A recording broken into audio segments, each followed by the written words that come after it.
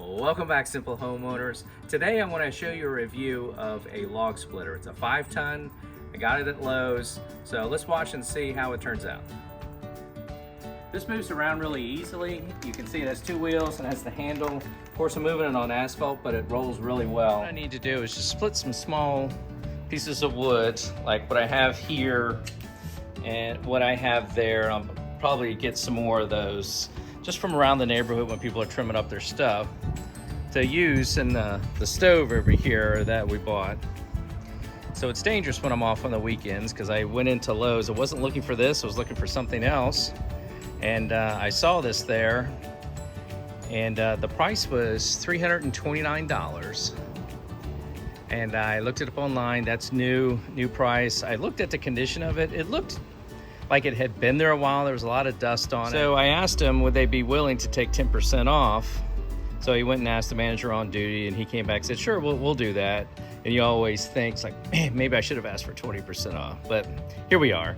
So it was fairly reasonable. It's just like the Harbor Freight one. I think they're all made in China, but this one is called an earthquake model. I checked the oil. So right here is a dipstick. You just take a metric Allen wrench, you pull that out, and it was within acceptable range, so that's good to know. This is a vent hole, and this is where, if you're not used to using these, you gotta undo it when you're using it, and then you just tighten it back up when you're storing it so it doesn't leak out. It has to be able to vent. And it looks okay. But what I'm gonna do is to test the log here in a few minutes to make sure everything works okay. It's best if you have a 20 amp plug to use or receptacle to plug these things into. A regular 15 amp, I'm not so sure. It could pop the breaker, but I have one in my garage, a 20 amp breaker, so we'll try that. So let's take a look and see if how it works. So I have it plugged in, it's all ready to go. So the way this works, here's the handle. You pull it down to make this slide go forward. But while you're doing that, you also have to push the start button here. So if you just hit the start button, it doesn't do anything without you hitting this lever over here. So it's supposed to keep you from crushing your hands or something, I guess. All right, let's try a piece of wood and see how it goes. All right, let's see what happens.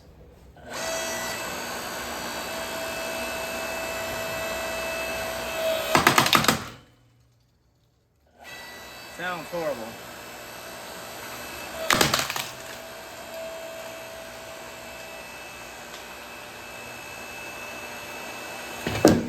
Did pretty good. Let's see how it goes on this next piece here.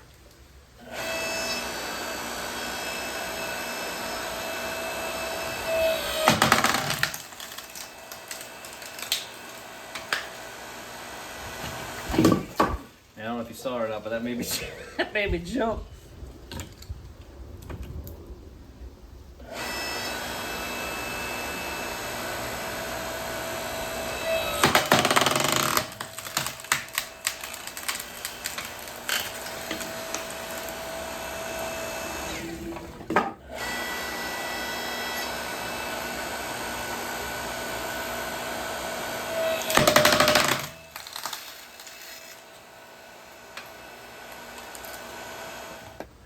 But this wood, I've had, probably about 4 or 5 months. It's just been sitting here, and it appears somewhat dry, but it's pretty tough.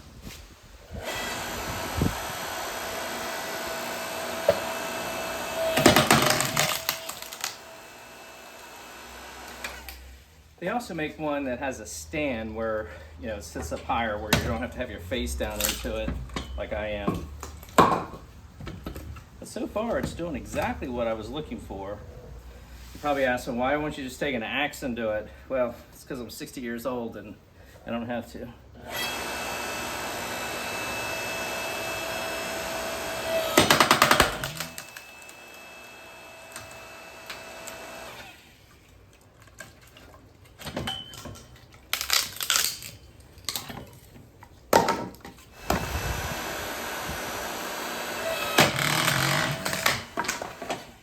There you go. That's what I was talking about. That likes to shoot out of there. Did a pretty good job though, actually. I've had one of these before. I had the Harbor Freight version, and it did fine. Small enough that you can put it in the garage, just tip it up on end, and it'll store. And you can just roll it away. Don't have to worry about gas or motor or anything, and it takes up very little space. So I think it's a win for that. The price had been nice if it was $250 or less, but I got it for, it was about $2.99 plus tax or whatever. So anyway, walking out the door was $3.15, where originally it was $3.39 before tax. So there we go. Just wanted to give you a quick brief rundown on this machine. Did a pretty good job. I'm happy I got it. I think it'll do exactly what we need. And I still have all my digits, so that's good. So thanks for watching, and like and subscribe.